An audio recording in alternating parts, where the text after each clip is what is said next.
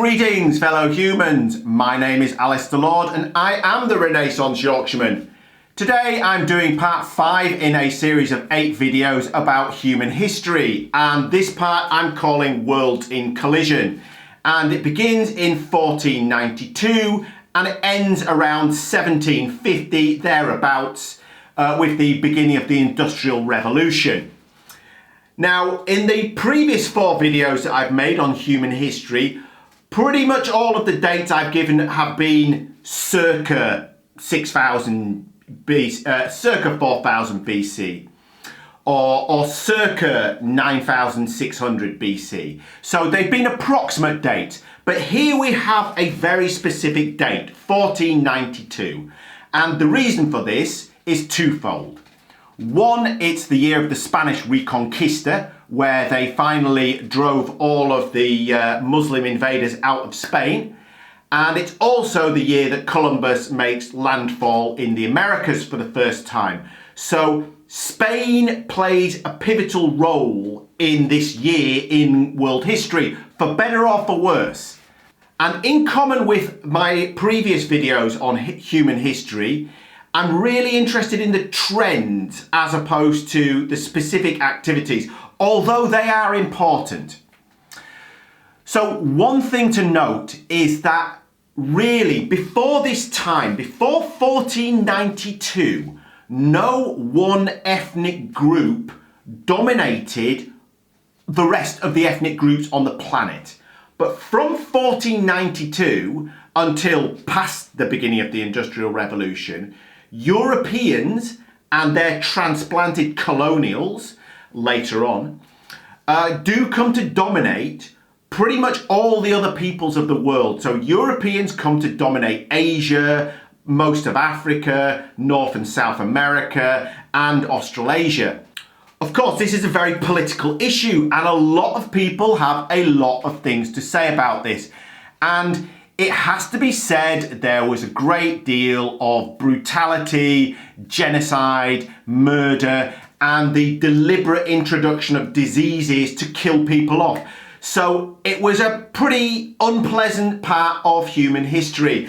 But here we are, you know, several hundred years later, still dealing with a lot of the fallout, because people pass their trauma on from generation to generation. And I suspect some of the trauma that is still being felt by people around the world does in fact date to this time, although I can't prove it.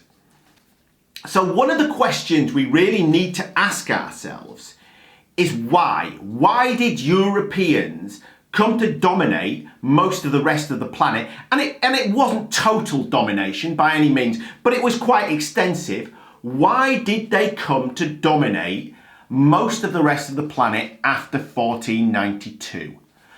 Well, I believe that Jared Diamond's book, Guns, Germs and Steel, gives us many of the answers to this question.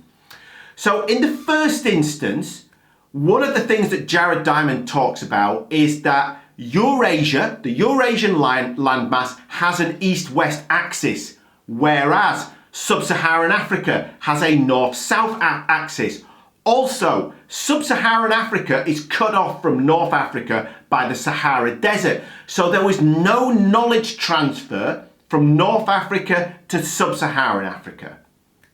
North America also has a north-south axis, and South America also has a north-south axis. And there was also no knowledge transfer from North America to South America, because they were cut off by Central America and the Caribbean.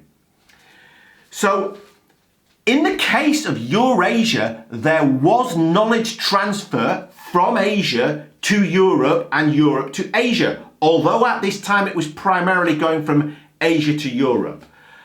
And there was also a much larger number of domesticable animals and a larger number of domesticable plants available to the people of the Eurasian landmass. So the peoples of the Eurasian landmass had these geographical advantages that were simply not available to the other peoples of the world. So one example is the horse compared to the zebra. So ancient Eurasians domesticated the horse, and it was one of the things that allowed the Spanish to dominate Native Americans so effectively was their use of horses and cavalry. So horses were used as a weapon. And why did ancient Eurasians domesticate the horse, but Africans didn't domesticate the zebra? Well, it turns out that you cannot domesticate zebras because they're simply too vicious. If you put zebras together in an enclosure, they'll just fight each other. And if you go in to try and tame them, they will attack you. So the zebra is just too vicious. But horses, on the other hand, will accept a dominance hierarchy, and they will respond to horses higher in the hierarchy. And the alpha male and alpha female within the horse group will accept humans being imposed on top. Not in every case, but now that the horse has been domesticated for several centuries, this is quite normal. So the horse is domesticable, the zebra is not. And there were several other animals that were available to ancient Eurasians which weren't to Africans or North or South Americans. So one of the key reasons for this dominance was geographic. But that raises the question, why was it Europeans and not, say, the Chinese who came to dominate the rest of the world? The answers are not completely clear, but I believe that there are two main reasons. The first main reason is that in the early 1400s, China was looking inwards, not outwards, whereas the European nations were looking outwards. So there was a difference in psychology. Europeans wanted to go out and explore the world, whereas China wanted to mostly stay Chinese. A second reason is related to writing systems. So for example, there is no English alphabet, there's no French alphabet, there's no German alphabet, there's no Danish alphabet. We all use the Latin alphabet. So the Latin alphabet unites European languages in a way that has no parallel with Asian languages. So if you're a native English speaker or a native German speaker or a native French speaker or any of the other languages of Europe and you want to learn a European language, it's relatively easy to become literate in that other language because you do not have to learn another alphabet. Now, there is some slight difference in pronunciation with letters. So a J in some European languages is a J, and in others it's a Y. But I mean, that's quite a minor difference. I lived in Thailand for 8 years, and as it happens, I can read and write Thai. And if you look at the Thai language, and you look at the Khmer language, and you look at Laotian, you can quite clearly see that the three of them are related.